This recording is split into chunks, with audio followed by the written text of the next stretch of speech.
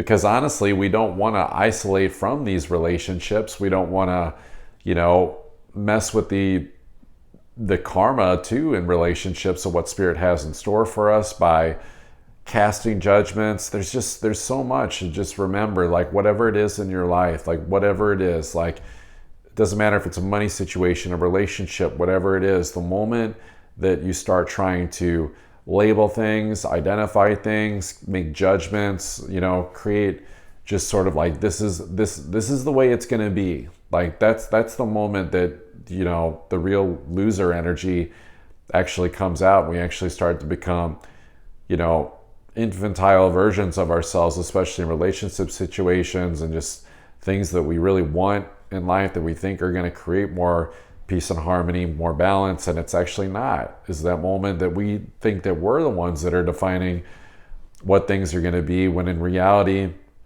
we have to manage expectations on a collective level. Pluto in Capricorn is reminding us to, it's retrograde, it's reminding us to govern ourselves on an inner level of strength, of focus, of restriction, and reminding ourselves that the rules that we're playing by, that we govern ourselves by, are ultimately set by ourselves. That when you exist in the matrix, there's certain rules in the matrix, but it's like you learn how to bend those rules, but you still, abide by them. It's like in the matrix, it's like if you died in the matrix, you died in real life. It's the understanding that the body can't live without the mind. And so there's this whole, there's still certain rules to play by, even though we can kind of like bend the rules and find like, where's gravity at? Where is the density at in our lives? Like, where are we co-creating? Where are we manifesting the density, either through,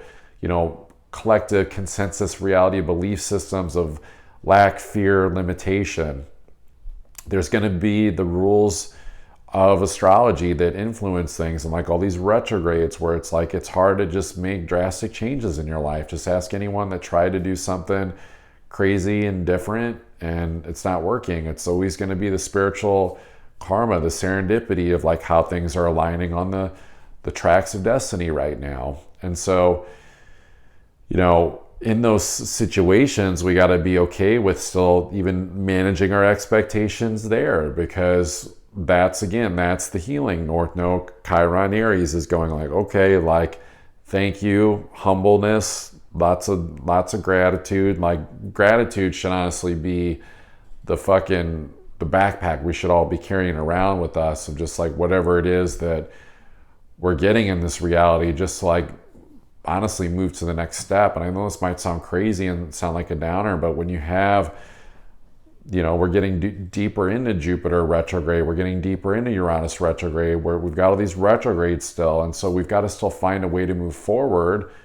Venus, Mercury, they're direct, but they're not moving very quickly. And so, there's almost like a savor the quality and have gratitude for what you're calling into your life, by a reminder to always like choose your vibration. I can't stress this enough. It's a difficult astrology to start to deliver to the collective, because I think people want to understand maybe more what they can do with like the finer details of their life in Virgo season. It's not really about that. It's not really about what you can control or change in this energy. It's more about observing and saying yes to the changes and making that firm decision with spirit, and letting spirit revolutionize your way of thinking of like what making changes in your life looks like, what constitutes like self-improvement, self-development. There's so much in this new moon cycle that we're currently in, this Virgo new moon, that will be that first quarter square by the end of the week, that it's like the changes do not have to be hard. There are, rules to play by, but the rules are only hard whenever we feel like the rules take our power away, and that we have to use every dense thought, every, analytical push and force, or even, trying to manipulate relationships to get a certain outcome, or just, whatever it is, to try to get things to move in a direction that we think is going to go well.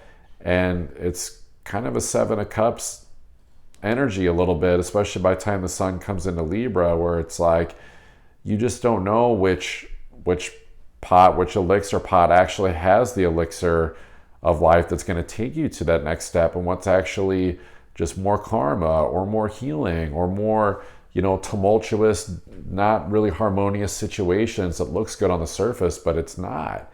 And so this is not a time to fuck around and find out with stuff that doesn't feel like a hell yes situation. This is about, in this week, use that understanding that moon at Scorpio to get that truth. Then move on to, okay, moon's going to come into Sag. And so there's going to be expansive energy, where I think it's more about finding the internal abundance on an emotional level, still navigating these retrogrades. And then by the time that moon comes into Capricorn and we're in Libra season, it's like, well, okay, like this is where, I'm going to be honest, it can feel like a little bit like dire straits, but the thing is like if you can come into alignment and be on track with the decisions that you've made in your life, if you put your fucking, I'm just going to trigger people, but if like there was a hat that said, make my life great again, and like you started like wearing that hat and making the shifts in your life with spirit, and you stayed focused and you're like, okay, this is where I'm going, no matter what the terrain is, no matter what the circumstances is, your relationship situations, your money situations, your health situations, how you're feeling about your identity, like whatever it is. Like this is about emptying out the density and the karma to make space within your vessel to receive even more abundance from spirit. How much in your heart can you really truly hold? And then just like people will talk about in meditation, where it's like, if you ever get out of alignment after you've meditated, you're going about your day, you can tap back into that wisdom, that energy, that vibration to be like, okay, I was here before in meditation. I can call that to my waking reality.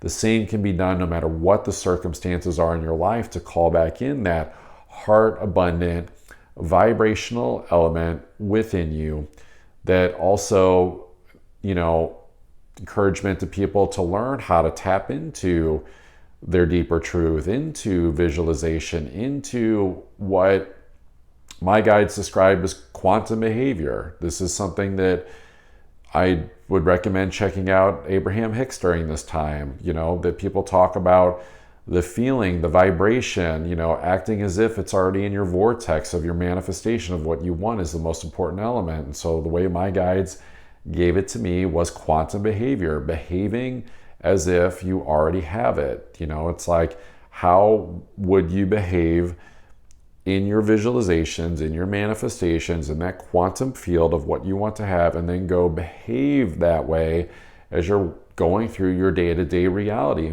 And this taps into a little bit of the Fool card in tarot, where it's like the joy and the vibration and not really having a ton of forethought is actually all the rage, believe it or not, where this taps into this astrology with North Node, Chiron in Aries, and the sun coming into Libra with South Node and Mars, where it's like, okay, you don't want to have a ton of forethought. You don't want to get wishy-washy and be weighing too many things out. You actually just want to keep moving forward, more so in the vibration of what you've already chosen with your manifestations, with the timelines that you're choosing, right? Choose with the heart. Choose, of course, very wisely. Choose in terms of where can you go.